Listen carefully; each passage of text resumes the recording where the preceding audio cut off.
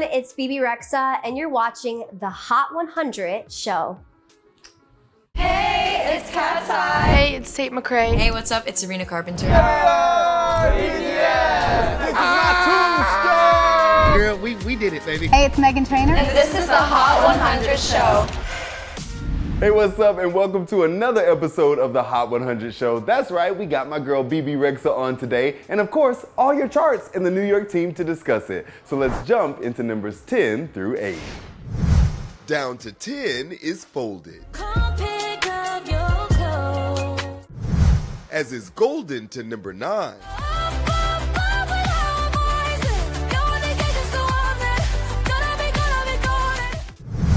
Coachella brings Daisies back to 8. That's the beginning of our charts. New York, what do you guys think? All right, well, we got to talk about Bieber, right? You were just at Coachella. I was at Coachella, but then we also have to talk about Folded, and we've got to talk about Golden, because I'm going to get to see them live in a few days for WIM. Oh my God, of course, yes. Right. K-pop Demon Hunters, our Women of the Year. Our Women of the Year, making history as the first group to obtain the honor of Women of the Year. Women, not just women, women. So we love plurals. We love plurals around this camp. And we will also see a live performance of Folded. So I'm actually eating very good over here. I'm 3 for 3 right now. I love this for Huntrix too, because I felt like the Oscars were like, you know, everything was coming down to that, and that was like the big finish of their big campaign, their big year, the whole run. But now, like, this is like another thing that where we get to award them with something, and this might be the icing on top of everything. So, yeah. Yeah, and of course with Kehlani, the album Kehlani, self-titled, came out just last week. So Kehlani's in a big season again, obviously Folded, still to be in the top 10. It's one of those things that, you know, when this record came out, it's sort of part of that R&B renaissance that we saw with Mud as well, where Mud, it took a long time to get there. Folded got there a little quicker, but I don't know about y'all, I'm impressed that Folded is hanging on as well as it did. I knew it would have a run and a window, but here we are, you know, at the end of April. I mean, this song really broke out around November last year, and so just to continue to have that milestone for Kehlani, and then of course we'll see what the album does. There's a lot of big features on there, everybody from Clips and Missy and Lil Wayne and probably 10 other guests that I can't even name right now, but we'll see, you know, as big as the lead up is for this album, hopefully that can continue the momentum for her. And so between, you know, just these powerhouses of Bieber coming off Coachella, you've got Huntrix, Women in Music, and then Kehlani with this big album. I mean, all three of these people in the top 10, they are, as Delise likes to say, they are eating. They are eating. And I think a big thing about Kehlani and also the K-pop Demon Hunters with EJ's storytelling around that we got to see, around the song that we got to see from this latest album run, it really is all about your timing. So to be able to see Kehlani, who had her career really pop younger and probably like what? Would it be like 8 years ago? Am I tripping on the timeline? It's been a while. It's been she came to our consciousness when we were excited about Kehlani, and then she took the time to continue to hone her craft. Folded getting celebrated, this new Kehlani album being celebrated, also with EJ talking about her kind of journey through the K-pop world and not feeling like she belonged, and then all of a sudden getting this massive film and massive success based off of her writing and her storytelling. Both of these women are true testaments to staying in your time. So I'm excited to celebrate them in just a few days. Yeah. Do want to give a shout out also, I know we're talking about Bieber and Daisies, obviously with Coachella coming up in the past week, but obviously with Daisies having been a more recent song, that catalog really though is continuing to show in a way that we really haven't seen a Coachella performance do this kind of lift for any artist. We've seen it after the Super Bowl. Obviously Bad Bunny this year had a huge run. We saw with Kendrick Lamar last year, sort of the same thing. But when you look at, you know, what the Bieber catalog's doing, Beauty and a Beat, the one with Nicki Minaj from, I mean, at this point it's almost 14 years, I think, is right just outside the top 10, number 11 this week. It is number 1 on the Billboard Global excluding US chart, so taking outside the US, really one of the biggest songs in the world, and just, you know, not Bieber's sort of signature song, not this one that you'd expect to be blowing up, but fans really, you know, really supporting it out there. Of course, Barb's, Nicki Minaj, you know, they're going to be a big force behind it. So to see, you know, some of these tracks that are over a decade old getting this kind of love and continuing to get it. It's not just sort of this 1-2 day bump. Here we are, you know, 2 weeks from the first performance, the one that was really, you know, so buzzed and talked about. I mean, just to see this little Bieber Sans moment, it is something, again, that you just would not have expected, but it's always cool to see this kind of thing happen. Yeah, and we saw even more gains from his second weekend performance where he brought out, SZA and Billie Eilish and all these other people. Like, it's really amazing. I think on our global chart, he had over 20 songs charting at the same time. So I think having that live stream where everybody can tune in from around the world it really paid off for not just Coachella, but for Bieber and his catalog as well. Good hearing from you guys as always. Let's jump into the next part of the chart. So Easy slips to 7. Easy to fall in love. With Ordinary to number 6. The ordinary, why won't you lay me down to the dead and buried? Be Heard to 5. I just wanna be hurt. I just wanna be hurt so bad. And Man I Need to number 4. Come on, man. I gotta know you're meant to be the man I need. And that was number 7 through 4. What do you guys think? Double Dean. Yeah, we got a little bookend with Olivia Dean in this section coming in at 4 and 7. So Easy to Fall in Love, number 1 this week on the pop airplay chart. So a big radio win for that song this week as it continues to climb up the Hot 100 a bit. I don't know about y'all. I mean, with Man I Need there, So Easy to Fall in Love it's a different kind of sound. I'm a little surprised that impressed that people are still kind of latching on to this in this kind of way. It's so fun. Have y'all ever seen The Wedding Date with Deborah Messing? No. No, Afraid not. wedding Afraid planner not. check, like Okay. wedding crashers, but wedding date. Okay, so there's a moment in The Wedding Date where Michael Bublé starts to play. Okay. And that's what this So Easy to Fall in Love really gives me. It gives me cinematic, it gives me main character, which I think Olivia Dean's music just leans toward a main character energy. Yes. And so it makes actually all the sense in the world for me that So Easy to Fall in Love is getting this wind. I think obviously Man I Need opened the door for a lot of people to say, who is Olivia Dean? And I think the more and more you listen to her track list, the more bright spots really start to emerge. And I think that's the great thing of a breakthrough single is it breaks through your discography to more and more people so that they can find other, hate to be this, but more songs to love. So I think So Easy to Fall in Love is definitely one of those ones that if you are in a Nancy Meyers movie and you are the main character waking up to start your day with a cup of coffee and you're beautifully outfitted home, even though you're a writer of only one book, that is the perfect soundtrack for you. So love it. So true. I hope that this is just the beginning for So Easy to Fall in Love, where maybe it can still continue to climb. Man I Need was just so massive that I think it's still getting so much radio play and so many streams, where it's been in the top 10 for months now. So I know it might be a little tough to have another Olivia song maybe outshine it and climb even higher, but I don't know. I guess we'll just have to see. Yeah, I think with So Easy to Fall in Love, it's kind of, the video I think definitely has that kind of main character vibe, and it's really fun to watch. It also has this flair at the same time at Risk It All. Bruno Mars is coming up. It kind of reminds me we're in this little pocket where, especially as summertime comes up and people kind of want that, just that little fresh sound that really accompanies that season, that could really kind of drive it up a little more. But also, huge shout out for Olivia Dean to sort of get out of the one-hit wonder conversation very quickly. So Easy to Fall in Love has been a hit on the Hot 100 for a while now, so it's not like she was really, has not been in danger of that for a long time. But certainly when you get that second top 10 to follow that first one, nowadays the critics and the internet are so quick to pigeonhole you and say, okay, you got Man I Need and great, but what else? What else you got? What else you got? And she's like, I got this, and I got probably some more on the way. Certainly, I know people are already looking at her as a huge Grammy contender. We're already more than halfway through the Grammy season on the calendar next year. So, yeah, a lot of things can continue to happen in the summer and the fall for Olivia. So, shout out to her for just keeping it going. Shout out the Brits. And then we also have another Ella Langley mentioned Ella here. Be Her. Yeah. Loving this pocket that Ella is really heading down. I think we talked about this maybe the first time we had this show, but I really appreciate this lane that Ella Langley is carving out for herself. I'm excited to see her play. I think we've seen it in country artists like a Casey Musgraves who really figure out their signature really quite early on. I think Ella's doing that, and I think it's showing with how well her music is being received.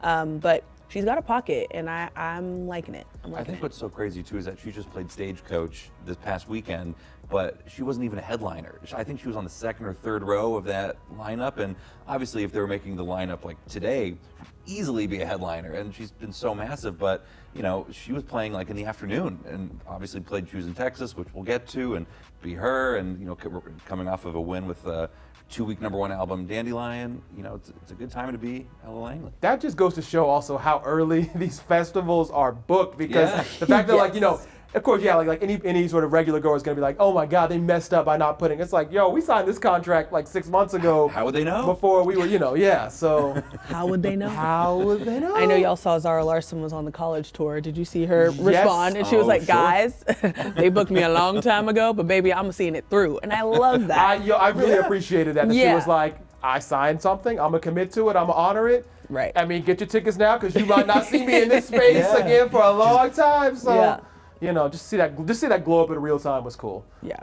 And also, gotta give a shout out to our dude Alex Warren. I think I called it maybe when we first started this. I was like, I think we're going to be talking about this song for a very Number long one time. on Hot AC Radio for I think an 11th week. Yeah. This Okay, week okay. Yeah. it's been there. It's still hanging on. I You mean, know, it's Remember, this was the song of the summer 2025. Here we are in late April. We are not far from, you know, starting the song of the summer 2026 conversations. For this song to, you know, at least be in the contention, you know, to be Yeah. in the top 10 2 consecutive summers. And really, I mean, I know we have Iceman on the way. I don't know if there's too much other stuff that looks like it could really, you know, clog up some spots. interesting. Olivia Rodrigo a little further down the summer, but Is I mean, Madonna? Alex has survived. maybe. Yeah. We have a Sabrina Carpenter song with Madonna I was coming saying, Oh, soon. is Sabrina Madonna coming? Okay. We've got some contenders But who you know, are. Wait, Alex wait. has survived. I mean, look, he survived Bruno. He survived Harry Styles. K-pop Demon Hunters. He survived K-pop Demon Hunters. He survived Fate of Life of a Showgirl. Yeah. I mean, He's still there. anybody's. Yeah. He's Look at him. a Marvel cinematic character at this point. No ordinary things to say about Mr. Alex Warren. I'm with curious this what his song. follow-up is going to be. If he has, I'm sure he has some plans. His team are in the works to create, you know, what his comeback is going to be with a new song that's going to maybe even be bigger than ordinary. But I guess we'll just have to wait and see. I mean, no rush the way this song's going. So Right. just keep riding this out. Take your time. Okay, enough opinions for now. Bebe Rexha is here. Let's check out her new single.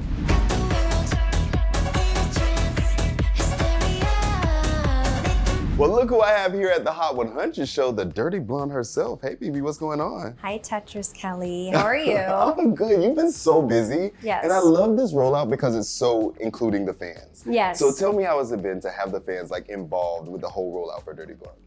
It's been, I mean, I love it, and especially being independent. It's fun, but then also have received some threats. Threats. Well, when we did the voting thing, when we were doing the voting, and I was gonna like pick a single or whatever, and they were like, if you don't pick New Religion, like we are gonna stop standing you, and it's over. And I was like, heard you loud and clear, got you. Well, I mean, you did pick a good one. They picked a good one. We'll give them the credit for this. Yeah, they did. They did. So New Religion, how has it been to get that response for this song? And I mean, people are DJing and doing their sets and Yeah. stuff. So the community is ready to kind of embrace you with it. You know, I was kind of scared because the sample is such an iconic dance sample. And, you know, for a lot of, like I remember playing it for David Guetta, and he was like, this is dangerous territory because it's like a religious song it's such an important song for the dance community. And I said, well, I'm doing it with Faithless, and they've given me clearance, and they've never cleared it in like 30 years. Wow, that's insane. About 30 years. And I was shocked when they cleared it. And for me, what I'm thinking to myself is, I just wanted to do the best version and be respectful and include them. Because especially as a songwriter, I'm also very skeptical when people do remakes. And especially after I'm good, I was like, I don't want to do another, you know what I mean? Yeah. But it just happens so naturally, and the fans love it. And yeah, I mean, the way that I think about it too is that now I feel like the younger generations are hearing it and be like, I've heard this. Wait, I don't know wait, what this is. This sounds like I've heard this before. So I think that's like a really cool part of it. Yeah, a certain Bob. Check it out. I found the music, my new religion. So good. And I mean, we got to talk about the new one, Hysteria. Yes. And I love, again, dropping with visuals at the same time. So exciting. So how was it to film that, and how's the reaction been for that? It's been amazing, and you know, we shot 13 visuals in 3 days. Wait, you did it all in 3 days? Yeah, yes. There was a lot of, It was crazy. Okay, it was crazy. Now you got to tell me right away. Like, what was one of the craziest moments that you happened on set? Like hair, makeup, all this stuff. I mean, because 13 visuals in 3 days is wild. I think I counted like all the black and blues on me. I have a video of it. Like I put in my dressing room, I had paper cuts, I had nails falling off consistently. I had like no more nails, I had like black and blues. I just kept, falling because we were really trying to give each video like an hour and a half tops. Wow. So it's like we were back to back to back. But it was a fun experience because like every different song we got to change up the outfit, different location. So it was really, it kind of reminded me of back in the day, like when I was doing things and it was like, like it was more guerrilla style and you just needed to figure it out, and that kind of was invigorating for me. I mean, well, now that Hysteria is out though, what do you feel like is one of these visuals that you're the most excited for them to see? The Way I Want You, which is me in the shower, but it's like a really like deep song. And I think One Day is gonna be really good with me and the bodybuilder. It's just funny. Wow, you were doing the most, girl. I know, I'm always doing the most. And we love that about you. So what would you say the overall theme for Dirty Blonde is? Like, what is the vibe for the album itself? For me, I've always, especially with my story being a songwriter and trying to find my voice and having songs and, having to give songs away with my career, but I had to do that to get to where I needed to get to and to get the voices and the eyes on me when it came to the industry. For me, I also felt for a very long time, like, who am I? Trying to fit a mold. And I think I've come to a point for Dirty Blonde for me is like being unapologetically yourself and not asking for permission. So if I want to put on a country Jersey bound song like Drinking a Little Love, I'm gonna do it. If I want to do The Way I Want You, which starts out with acoustic guitar into a rhythmic verse and then big guitars and then into a dance song, I'm gonna do it. And I think for me, this is more so the feeling of like, I don't want to fit into a box. I just want to be me.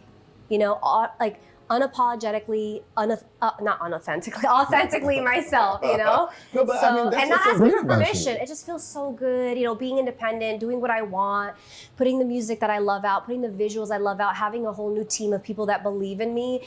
It just like really feeds my soul. And then seeing how the fans are reacting, I'm happier. I'm like happier than I've ever been. Listen, we're proud of you because I think that's what makes you great is how you can do so many different sounds. Like, I'm a mess is different from meant to be, is Yes. different from I'm good. You can kind of dip in all those. And the fans are supporting you through this. So can you tell me how that's been specifically that like, I feel like the Twitter community, all the online community was like, we need to get her out of the asylum. Oh yeah. And they're like, let's do it. It's a team effort. I'm It's like, a group babes, effort. whatever makes you happy. I was like, we can be in, we could be out, but as long as you're talking about me, then I'm doing something right. You know what I mean? Like, And I feel like an old person because you tell me like, you know where what did I this- said? Can I tell you what I said? Where is the Kia Asylum, where is it for the men? Ooh, hello, put them in it. Where are the men at? Where are Tell the me, men? where are the men at? Why is it only the girls? Because I didn't even, to be quite honest, Let's bring everybody's that been up. saying this. I didn't even know where the saying came from.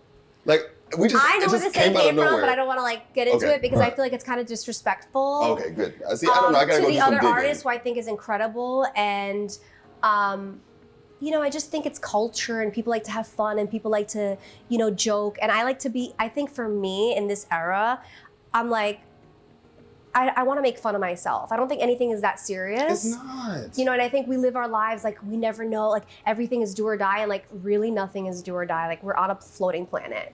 And I mean, how do You you know? feel with the fame, how long you've been in this game? Like, how do you approach it now? Reading online comments, any of that kind of stuff. I love the video of you in Beverly Hills the other day, like running. You were like from the paparazzi. I was dying. I was like, this girl is living. Let me tell you, I swear I had a feeling. I was like, should I look cute today? Oh, this is, you're like, I was like, should I look cute today? I was like, nah. I was like, I'm going to like a deli. Like I went to a deli. I was like, I'm going to a deli. I'll wear like my leggings and like whatever, any like hoodie I could find. Of course, like that one day. there they are. And everyone's like, Looking oh, she called paparazzi. I was like, you think I would call the paparazzi looking like that? Like I was in leggings and a hoodie. Like if I call the paparazzi, I would like be looking like pulled up. head to toe, like, fire. So when I saw them, I don't know my reaction, because they came at me like in two different directions. Oh, and I was like, and I just ran. I was like, Because that's what I think about all the time. Like, you guys' life isn't real to us. So it's like, how do you even process? Like, I just want to go to the grocery store, but now I'm getting chased down. and I The don't thing know with what y'all me to is, see. though, like, people they do clock it. Like, some celebrities will call paparazzi for certain things, or you go to certain areas where you know the paparazzi's at. That one area, like, I would never think Yeah, because I was just going to a deli. Like, you know, I was trying to get some matzo ball soup. Like, you know what I mean? Like, just chill and hang out with my friends. And then I'm like, yeah. I was like, I knew I should have wore something cute. Oh, well, you always look all good anyway, good. girl. It's all okay. good. I mean, when you think about your career and like, you got this new era, you're putting out new music, you've accomplished so much. Yeah. So what is there left for you? Like, what are your goals? You know, with my journey, it's been really interesting, and that's why I'm like really grateful for my fans. You know, I've had a lot of ups and downs, and you know, there's been a lot of tough moments. And with the highs and lows, and now putting out this new music and feeling the energy kind of reinvigorating the fan base and building new fans, that kind of gives you a life within itself. And I'm honestly just really excited to see like how it rolls out. And what my goal is to feel that fire again. I've been feeling like it in my gut. Like, you know, like the embers are starting and they're starting to burn. But I want to feel like that full fire of like, you know, like the love and like building the world. And I think it's going to take a lot of work, and I'm ready for it. And even though I've done and been in this industry for, I don't know, 13, 14 years, for me, it's like, I just love what I do. And the fact that I could be here, even talking to you, like still in the mix, that's a blessing for me. And I think everything happens for a reason. You know what I mean? Especially seeing like all the girls like Zara, Ray, like Charlie, like the way that Sabrina, like the way that they're able to, you know, I remember doing all of the radio shows with Sabrina a while back, and we were all like grinding. Like we were all grinding, doing what we could do. And what I'm seeing with them is just a testament of you just never have to give up. And when the timing is right and it all connects, then it connects. So I'm gonna just keep doing what I do and making the best music I can make, putting music I love out, and then the rest is up to the universe. Yay, I'm so happy for you. Thank you. And I mean, you are here at the Hot 100 show, so since you're a songwriter, I do need to get your opinion. Like, how do you feel about the charts right now? We got BTS Swim that's been in the top 10. Honestly, love. You're like done. Like great. love. And then you talk about women killing it. Great record. Let's talk about. I was gonna say Olivia Dean or Ella Langley. Oh my God, Ella Langley, both. Because Ella's been on the top of the charts forever right now. No, but I honestly saw an interview about her the other day, and I'm obsessed with her. Like she's obsessed, like she's so cute, and all her songs are great. You know what I mean? I saw Olivia Dean at the Brit Awards, and I fell in love with her. Because I saw her everywhere, and I loved her music, but then when I saw her live, just something about her so likable. Like if somebody were not to like her, I would think there was something wrong with that person. 100%. Like legit. I'm like, she's so sweet. And I just think Zara, Pink Pantheress. Oh yes, Stateside. Like Stateside is a bop. And then now the new Tyla and Zara, it's giving me like that whole Shakira Beyonce thing. Yeah. I'm obsessed. See, like, the girls are killing it. The girls are killing it. I'm like, yeah. Well, let's see how they're doing on the chart. Let's check out numbers 3 to 1. Bruno Mars is locked at 3.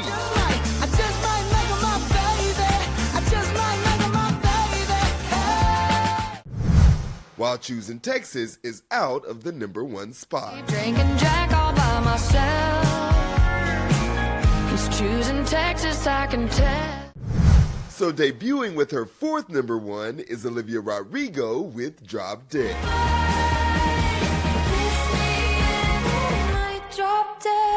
And that is the Billboard Hot 100 Top 3. New York, what are your thoughts? So this is Olivia Rodrigo's 3rd album. All 3 lead singles from those albums have debuted at number 1 on the Hot 100. So we had Driver's License ahead of Sour, we had Vampire before Guts, and now we've got Drop Dead from You Seem Pretty Sad for a Girl So in Love. Yeah, like she's the only person to debut their first 3 lead singles from their first 3 albums at number 1. I think she was the only person who's done it twice, with their first even 2 albums, and now she's done it 3 times. Like it's unbelievable. The hype is just always there. Yeah, it's really quite interesting to me. I think we were talking a little bit to start this chart conversation about the people who their journey took some time, right? Yeah. They popped, and then like they needed to kind of go back and recenter, and then come back and, well, maybe, I don't know. There's some conversations that could be had about never changing, but you know what I'm saying. It's interesting because that never happened to Olivia. Like quite literally never happened to her. And I think that's wild. Yeah, driver's license was just like, it was a storm out of nowhere, and it was so huge. And then obviously got another one with the second single, Good For You. And it's just like, it's never stopped. Every time she announces an album and releases a single, all of the fans are there, and everyone turns up for her. It's really amazing. Yeah, also should note, I mean, she's had those 3 #1 debuts, obviously, has a 4th #1, Good For You, which also debuted at #1. So even though it wasn't the lead single, every time Olivia Rodrigo has had a #1 hit, it's been a song that has debuted at #1. So that just goes to show, how anticipated her albums are, how big events they are for her and her fans, and they really rally to make sure that these songs are supported, with whatever versions they're out there, but really making sure that that machinery's turning and getting her to #1 at a time when getting to #1 is really hard. I mean, we have another runaway contender that's been up there for several weeks. Olivia, one of the only songs that's been able to take Ella Langley's Choosing Texas out of #1 since it got there at the top of the year. And it just, when you're able to take out a song as massive as Choosing Texas, you got a big hit. But of course, that already sets the stage up for week 2, people wondering, okay, now we've got a new #1. Is Olivia going to be able to hang on? Or is the Ella Langley train just so strong that it feels like one of those things where you may get her for a minute, but you will not get her for more than a week?